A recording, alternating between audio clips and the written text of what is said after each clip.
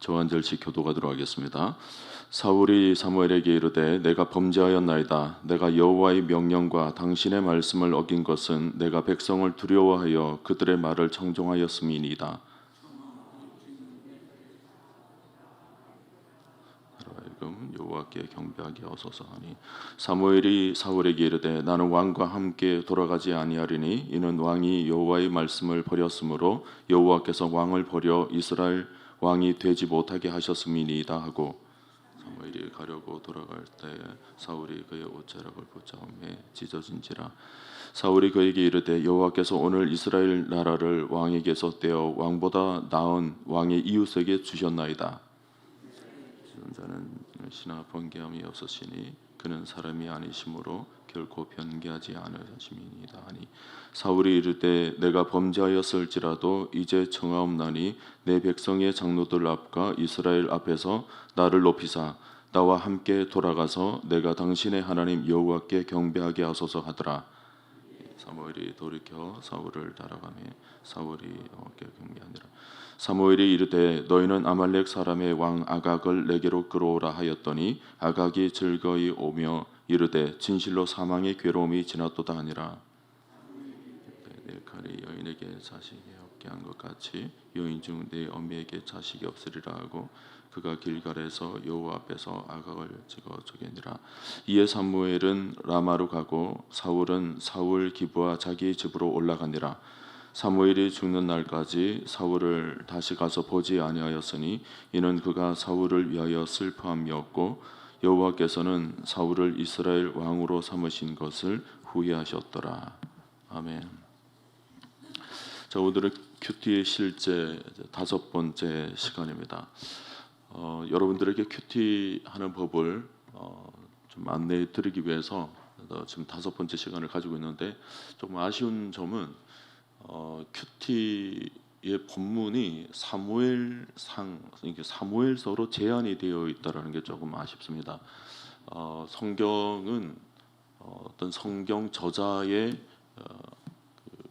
문학 양식까지 다 포괄적으로 영감을 받아서 기록한 책이고, 그래서 성경은 문학적인 요소도 다분히 가지고 있습니다. 그래서 성경을 모세오경과 같은 책도 있지만 역사서는 역사서대로 또 시편은 시편대로 읽어내는 방식이 조금 다릅니다. 또 관찰하는 방법이나 또 연구하고 묵상하는 방법이 조금 다를 수 있는데 우리는 지금 5번째 시간을 가지면서 계속 사무엘서만 가지고 이제 묵상을 해왔다는 게 조금 아쉬운 점이 있는데, 그럼에도 불구하고 여러분들이 이제 사무엘서 가지고 성경을 큐티하는 방법, 그러니까 본문 속에서 나와 있는 어떤 등장 인물들, 그리고 성경에 기록되어 있는 단어 하나하나, 수식어 하나하나까지 집중적으로 관찰하고 그것을 묵상하는 훈련을 하게 된다면 문학 양식이나 혹은 신학으로 넘어와서 복음서나 서신서를 큐티를 할 때 조금 방식은 다를 수는 있겠지만 그러나 근본적으로 관찰하고 연구 묵상 그리고 그것을 느끼고 적용하는 단계에 있어서는 연결되는 부분이 있기 때문에 최근에 이 사무엘서를 가지고 여러분 깊이 큐티하는 훈련을 하는 것도 의미가 있는 일이라고 저는 생각을 합니다. 자, 오늘 본문은 사무엘상 15장 24절부터 35절까지의 말씀인데요. 여러분들이 큐티를 할 때 관찰 질문 1번, 2번으로 나와 있는 관찰 질문은 그렇게 깊게 살펴볼 필요는 없습니다. 문제 자체는 성경은 여러분들이 여러 번 반복해서 읽으시면서 본문 속에 담겨져 있는 여러 가지 것들을 그냥 관찰하는 훈련을 하십시오. 대신에 큐티 책에 나와 있는 1번, 2번 답다는 경우는 여러분 별로 그렇게 어렵지 않게 답을 달 수 있기 때문에 쉬 넘어갈 수 있으리라 생각합니다. 저와 같이 한번 볼까요? 1번 내용 관찰. 사울은 자신이 여호와의 명령을 어긴 것에 대해 어떻게 말합니까? 24절 그대로 나와 있죠. 사울이 하나님의 명령을 어긴 것에 대해서 일종의 변명이라고 할까요? 내용 그대로가 나와 있는데 사울이 사무엘에게 이르되 내가 범죄하였나이다. 내가 여호와의 명령과 당신의 말씀을 어긴 것은, 그 뒤에 변명이 나오죠. 내가 백성을 두려워하여 그들의 말을 청종하였음이니이다. 뒤에 느낌과 적용해서 상세하게 다루도록 하고, 본문만 가지고 관찰한 것으로 넘어가도록 하겠습니다. 관찰 2번. 사울이 사무엘과 함께 돌아가서 여호와께 경배하고자 하는 이유는 무엇입니까? 이것도 30절 그대로 볼까요? 사울이 이르되 내가 범죄하였을지라도 이제 청하옵나니 내 백성의 장로들 앞과 이스라엘 앞에서 나를 높이사 나와 함께 돌아가서 내가 당신의 하나님 여호와께 경배하게 하소서 하더라. 자, 여기 보면 내 백성의 장로들 앞과 이스라엘 앞에서 나를 높이사라는 말씀이 있죠. 그러니까 이 말은 비록 하나님 앞에서 죄를 지었다 하더라도 백성들 앞에서 자신이 여전히 왕의 위치에 있다라는 것을 드러내고 싶다라는 것입니다. 나중에 다시 보겠지만 30절 중에 내가 당신의 하나님 여호와께 라는 표현도 미리 관찰을 좀 해놓으세요. 당신의 하나님 여호와. 사울이 사무엘에게 한 말인데 이 안에는 나의 하나님이라는 고백이 없어요. 왜 당신의 하나님 여호와라고 말합니까? 사울 자신의 하나님 여호와는 아닙니까? 왜 당신의 하나님 여호와라고 말하고 있는지 모르겠어요. 이런 부분을 여러분께서 본문을 읽으시고 수식어잖아요. 수식어를 여러분 관찰을 해놓으실 필요가 있습니다. 자, 용과 묵상으로 가겠습니다. 3번에 사울은 왜 여호와께 경배하러 가는 가운데에도 백성에게 높임을 받고 싶어 합니까? 25절을 다시 보세요. 청하오니 내가 지금 내 죄를 사하고 나와 함께 돌아가서 나로 하여금 여호와께 경배하게 하소서. 지금 사울의 처지는 하나님의 말씀을 어긴 것인데 사람에게 잘못한 것으로 알고 자신의 죄를 사해달라고 사무엘에게 지금 얘기를 하고 있는 거예요. 근데 이 내용을 보면 사울이 아직까지 자기가 지은 죄의 근본 성격을 제대로 파악하지 못하고 있다는 것을 알 수가 있습니다. 사울은 하나님께 대해서 지금 죄를 지은 상황인데 하나님에 대해서는 그렇게 깊은 마음이 없어요. 사람에게 대해서 뭔가 자신의 모습을 보일 수 있을 정도의 가볍게 생각하는 거죠. 사람이 보는 자리에서 그냥 제사, 예배 한번 드리면서 내 죄를 그냥 사해달라, 뭐 그런 정도로 생각을 하고 있습니다. 하나님 앞에 죄를 지은 것에 대해서는 굉장히 가볍게 생각하는 태도. 사울이 점점 변질되어가는 하나의 모습이라고 볼 수가 있습니다. 여러분, 창세기 39장에서 요셉이 보디발의 아내에게 날마다 유혹을 받았을 때 요셉이 뭐라고 그랬습니까? 요셉이 거절하여 자기 주인의 아내에게 이르되 내가 어찌 이 큰 악을 행하여 하나님께 죄를 짓겠나이까, 지으리이까, 그렇게 얘기를 하거든요. 요셉은 지금 아무도 보는 자리, 사람이 보지 않기 때문에 보디발의 아내를 범한다는 것이 뭐 사람에게는 보이지 않으니까 이게 아무 죄가 아닌 것처럼 느껴질 수도 있는 상황에서 철저하게 하나님이 보고 계신다라는 것을 그가 고백하는 거죠. 내가 사람에게가 아니라 하나님 앞에 어찌 내가 죄를 지으리까. 근데 사울은 지금 뭐예요? 하나님께 죄를 지었음에도 불구하고 하나님을 의식하지 않고 사람에게 그냥 보이기 식으로 경배하면서 가볍게 처리를 하려는 그런 모습을 보이고 있습니다. 하나님께 경배하러 가면서, 다시 말해 하나님께 회개의 제사를 드리러 가면서도 백성에게는 여전히 왕으로서 높임을 받고 싶다라는 그런 마음이 그 속에 담겨져 있는 거예요. 그러니까 진정으로 회개할 마음이 없는 겁니다. 그냥 근성으로 겉으로만 회개를 할 뿐 그 마음에는 하나님이 마음 중심에 한가운데 지금 놓여 있지 않다라는 것을 볼 수가 있습니다. 잠깐 이 부분에 대해서도 뭐 교제의 주제는 아닙니다만은 이 부분에 대해서도 우리 살짝 묵상해 볼 필요가 있어요. 관찰을 한 부분이 있다면, 여러분 본문에서 문제가 나와 있지 않더라도 여러분 큐티를 하면서 꼭 큐티에 나와 있는 문제만 가지고 여러분 묵상하시려고 하지 말고, 뭔가 하나님께서 딱 떠오르게 만드는 생각이 있거든, 그거 가지고 깊이 묵상을 하는 훈련도 하시기를 바랍니다. 자, 여러분 보세요. 하나님 앞에 죄를 지은 사울이 그냥 사람 앞에 가서 가볍게 예배를 드리고 그 죄를 무마하려는 모습, 오늘날 그리스도인들에게는 없습니까? 이런 거 일주일 동안 살면서 하나님 앞에 정말 죄를 지은 모습이 있습니다. 여러 가지 생각을 해보면 하나님 앞에 이것을 잘못했고 또 저것을 잘못했고 라는 그런 죄된 마음이 있는데, 우리는 그냥 예배를 드리려고 와서 그냥 하나님 앞에 예배를 드린다 하면서도 그냥 사람 앞에 사람을 의식하면서 진정으로 하나님 앞에 회개하지 못하는 모습을 가질 때가 있어요. 회개를 하면 우리가 눈물도 나오고 하나님 앞에 정말 다윗처럼 하나님 앞에 침상을 적시면서 꼬꾸라지는 모습이 있어야 되는데, 사람을 의식하기 때문에 죄는 그렇게 깊은 걸 안 알면서도 우리는 가볍게 예배 한번 드리는 것으로 우리 죄를 그냥 가볍게 씻는 정도로 생각할 때가 많죠. 회개의 자리는 하나님 앞에 나아가는 것입니다. 그렇기 때문에 우리는 사람을 의식하기보다 철저히 하나님 앞에서 우리의 죄를 고백하고 죄사함을 받는 그런 모습이 우리에게 있어야 할 것 같습니다. 자, 느낀 점으로 여러분 가봅시다. 오늘의 주제와 연관된 느낌으로 가보는데, 4번, 하나님보다 사람에게 인정받기 원하고 자신의 왕에게 대한 미련을 보이는 사울을 보며 무엇을 느낍니까? 살펴보신 것처럼 사울은 지금 사람들의 눈만 굉장히 많이 의식하고 있습니다. 그러면서도 뭐예요? 하나님과는 지금 상당 부분 멀어져 있다는 것을 느낄 수가 있습니다.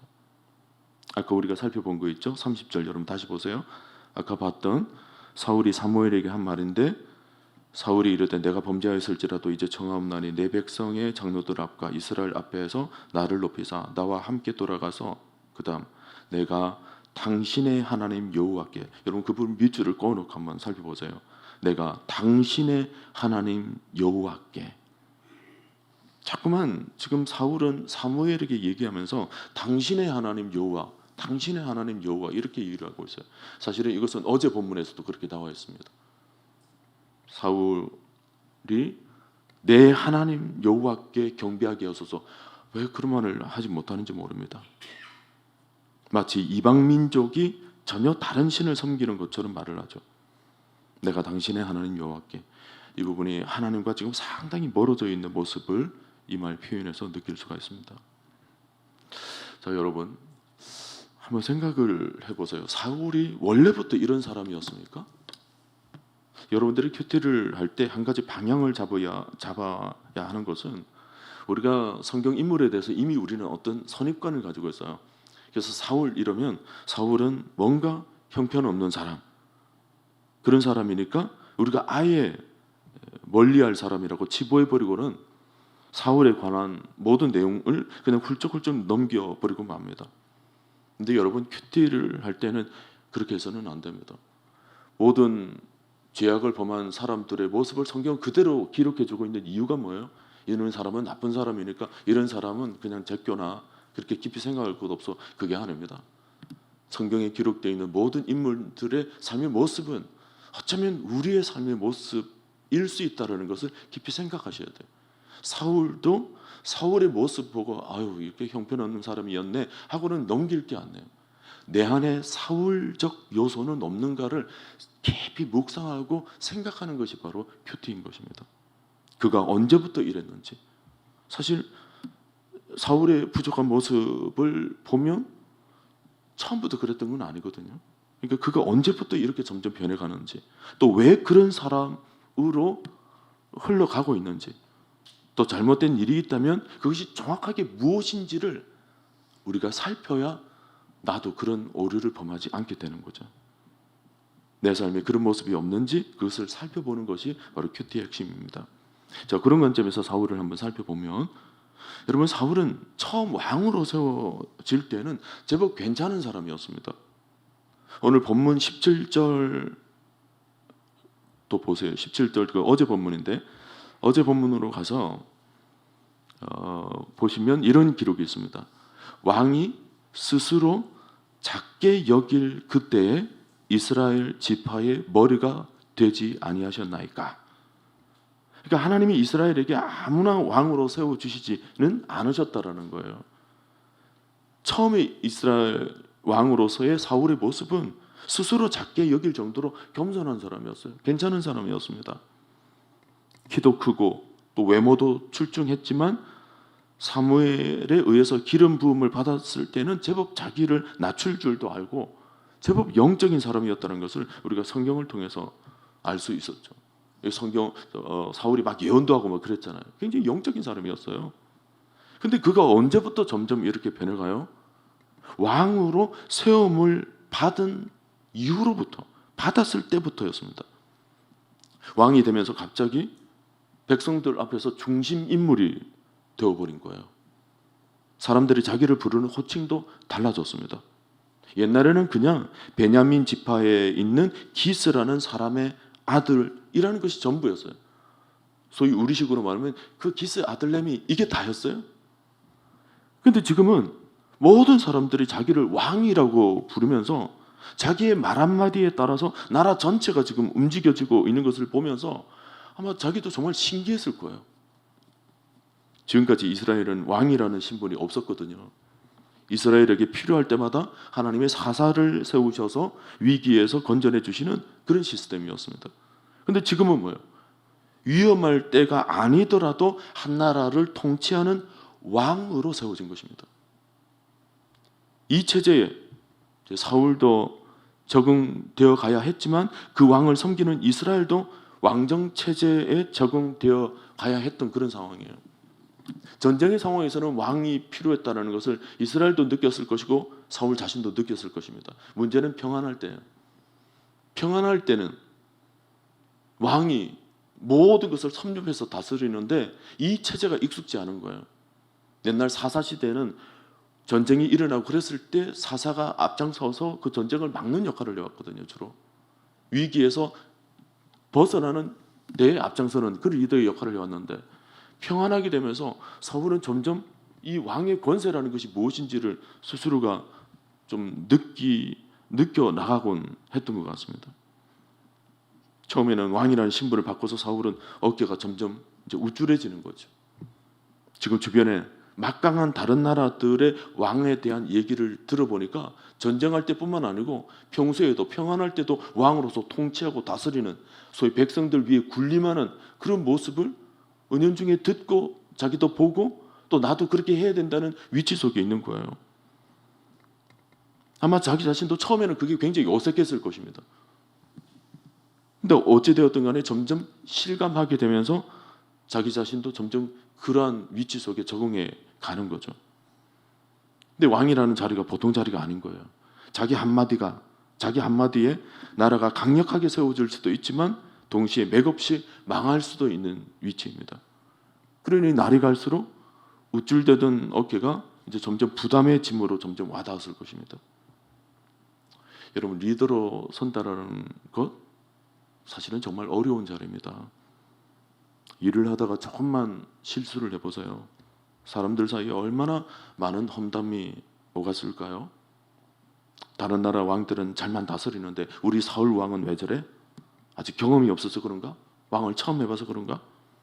다른 나라 왕들은 나라도 제법 안정시키고 안정된 속에 철교봉도 만들고 군사력도 키워내고 그러는데 우리 사울 왕은 형편없어. 성경에는 직접적으로 기록되어 있지 않습니다만 성경의 전체적인 흐름을 생각해 봤을 때 아마도 틀림없이 사울의 귀에 이런저런 얘기들이 여기저기서 들려오지 않았을까 짐작되어집니다. 그때마다 사울은 아마 사람들의 평가에 점점 마음이 빼앗기기 시작했을 것입니다. 그냥 평범한 한 가정의 아들이었을 때에는 전혀 신경 쓰지 않았던 마음이었는데 이제 왕이 되면서 백성들의 평가에 마음이 갈수록 민감해지기 시작하는 거예요. 그러면서 점점 백성들의 입술과 사람들의 평판에 두려운 마음까지 드는 겁니다. 아까 24절에 나온 변명을 한번 보세요. 내가 백성을 두려워하여 그들의 말을 청종하였음이니이다. 사울이 처음부터 그랬을 거 아니었을 거예요. 왜 이런 말을 하게 되었을까? 그럼 점점 가면 갈수록 사람들이 입방아에 오르락내리락 하는 자신의 모습에 점점 자기 자신이 점점 위축될 겁니다. 그래서 사람들 앞에서 내가 그래도 왕인데, 내가 그래도 왕으로 세움을 받았는데 백성들이 나를 점점 나의 연약한 부분 때문에 혹은 나의 실수 때문에 따르지 않는 것이 느껴지는 거죠. 그래서 사람들이 점점 두려워지는 거예요. 그런 말이 이 말 속에 녹아져 있는 거죠. 여러분, 오늘날 정치인들 겉으로는 태연한 척하지만 그 사람들이 얼마나 국민들 한 사람 한 사람의 말에 얼마나 신경을 곤두세우는지 모릅니다. 사울이 이렇게 사람들을 의식하는 것 때문에 점점 마음이 변해갔던 것입니다. 늘 마음속에 백성들, 사람들의 눈과 귀에 날에 갈수록 마음이 흔들리고 있었던 것입니다. 이게 사울을 점점 변질되도록 만든 거예요. 자, 적용과 결단으로 넘어와서 여러분, 사울의 태도를 오늘날의 성도들의 모습에 한번 적용시켜 보세요. 5-1번, 내가 하나님보다 사람의 인정이나 자기 욕심에 연연했던 때는 언제입니까? 자기 욕심이라고 문제는 그렇게 표현되어 있습니다만은, 얘기 전체적인 내용을 보면 오늘 얘기는 신앙 공동체인 이스라엘의 왕으로서 여호와를 두려워해야 하는데 사람들을 두려워해서 생겨난 일입니다. 앞서서도 그렇고 어제 본문도 그렇고 그렇죠. 사실 사울뿐만 아니고 사람들은 굉장히 사람의 눈과 귀를 의식할 때가 많습니다. 특히 우리나라 사람들은 유교 문화를 가지고 있어서 그런지는 몰라도 사람들의 평가, 여기에 굉장히 민감해지는 습성을 가지고 있어요. 교회 안의 성도들도 마찬가지입니다. 체면 문화, 사람들보다는 사람의 눈을 더 신경 쓰는 일이 쉽게 일어납니다. 예를 들어서 직분자 선출할 때 그런 모습을 보일 때가 많습니다. 정말 많은 교회에서 직분자 선출에서 피택되지 못하면 막 마음이 무너지는 거예요. 내가 사람들한테 인정도 지금 못 받고 있다, 그런 사실 때문에 어떤 분은 교회까지 옮기려고 합니다. 나를 인정해주지 않는 교회, 내가 더 이상 다닐 필요가 없다라는 거죠. 여러분, 왜 이런 일에 시험 드는 일이 생겨나게 됩니까? 직분을 주시는 분이 하나님이시고 하나님의 때에 맞춰서 적절하게 하나님이 사용하기 위해서 사람을 세우는 것이고, 또 직분을 주시는 이유가 하나님께서 죽도록 헌신하기 위해서 주시는 거라면 오히려 직분에 피택되신 분들에게 오히려 격려를 해드려야죠. 그렇잖아요. 이제 하나님 앞에 아주 충성되이 쓰임을 받아야 되니까 하나님이 사용하시도록 격려해 줘야 돼요. 기도해 줘야 돼요. 그런 분들. 근데 많은 교회들, 특히 유교 그 서열 문화를 가지고 있는 우리나라에서는 직분을 받는 것이 마치 사람한테 인정받고 높게 된다고 생각하고 있어요. 계급이 되어버린 거예요. 뭔가 인정받는 순서로 올라간다고 생각하는 거예요. 사람들 앞에서. 그래서 직분을 받지 못하면 뭐예요? 사람에게 인정받지 못하고 있다고 생각을 해버린 거예요. 자기 자신도 그렇고 은연중에 교회 안에 성도들이 그런 의식을 가지고 있어요. 여러분, 사울의 오류는 다 이런 마음에서도 출발한 거예요. 오늘 본문을 보면서 우리 한국 교회 문화도 좀 생각할 줄 알아야 돼요. 지금 우리 교회 안에 정말 이런 부분은 없는가라는 부분. 사람을 지나치게 의식했다라는 거죠. 그것 때문에 전에 없던 사람 앞에서의 두려움까지 생겨나게 된 거예요. 요즘 여러분, 어제 본문에서 정말 사무엘서의 중요 주제가 나왔습니다. 제가 예전에 큐티의 실제 3번째 시간에 제가 잠깐 말씀을 해드렸는데, 사무엘이 사울을 책망하는 말 중에 이런 말이 있습니다. 어제 본문 15장 22절을 보면 사무엘이 이르되 여호와께서 번제와 다른 제사를 그의 목소리를 청종하는 것을 좋아하심같이 좋아하시겠나이까? 순종이 제사보다 낫고 듣는 것이 순양의 기름보다 나으니. 여기서 뭔가 여러분 느껴지는 뉘앙스들이 있죠. 목소리, 또 청종, 듣는 것, 이런 뉘앙스들이 아마 있을 겁니다. 이건 하나님께 귀를 기울이는 거죠. 하나님의 음성을 듣는 것입니다. 사무엘서의 아주 중요한 주제예요. 하나님을 의식하고 하나님에게 눈과 귀가 가 있는 이런 태도. 우리 신앙인들은 무슨 일을 하더라도 사람을 의식하기보다는 하나님을 의식하는 것이 굉장히 중요하죠. 근데 어쩌면 저는 사울의 이 마음을 솔직히 저는 이해를 좀 할 것 같아요. 제가 처음에 목사가 되기 전에는 그냥 선생님이었어요. 사람들이 그냥 박 선생님 그랬어요. 뭐 평범하게 살았습니다. 근데 목사 안수를 받고는 그때부터 달라지는 거예요. 사람들이 부르는 호칭부터 달라집니다. 목사님이라는 호칭이 붙게 되면서 저 자신도 내가 목사인가 이제? 하면서 제 자신이 점점 목사라는 직분에 대해서 신기하기도 하고 이제 목사라는 직분에 대해서 제 자신을 이제 만들어가야 될 상황이 놓인 거예요. 그리고는 제 나름대로 목사로서 이렇게 하는데 달라진 점은 옛날에 선생님이라고 부를 때는 그렇게 실수가 드러나지를 않아요. 사람들 앞에서 소소하게 그냥 했지만 사람들이 그냥 무시해버리거나 그렇게 눈과 귀를 기울이지는 않습니다. 저 자신의 모습에 대해서. 근데 목사가 딱 되고 나니까 사람들이 훨씬 더 저를 많이 쳐다보면서 저희 일거수일투족을 평가하고 판단하기 시작하는 거예요. 내가 조금 말실수를 하더라도 목사가 어떻게 그런 말을 할 수 있어? 라는 말이 막 여기저기서 나오는 것 같아요. 그때부터 점점 사람들의 눈과 귀가 의식되기 시작하는 거예요. 박 선생님이고 편안하게 신앙생활 할 때는 그냥 하나님만 바라봤어요. 근데 목사가 되고 직분을 여고 사람들 앞에 리더의 역할을 서게 되면 될수록 점점 사람들의 눈과 귀가 의식이 되는 거예요.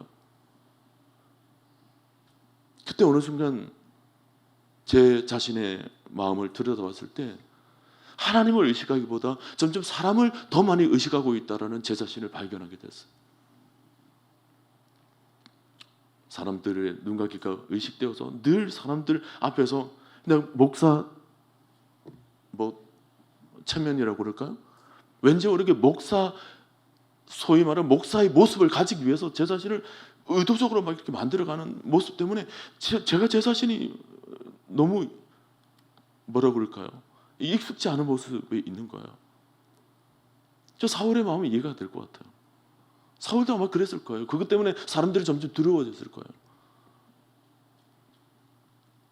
근데 제가 다윗이 나단 선지자에게 자신의 부족한 부분, 더 나아가서 어쩌면 사울보다도 훨씬 심각한 죄를 짓게 되었을 때 나단 선지자로부터 책망을 받게 되죠.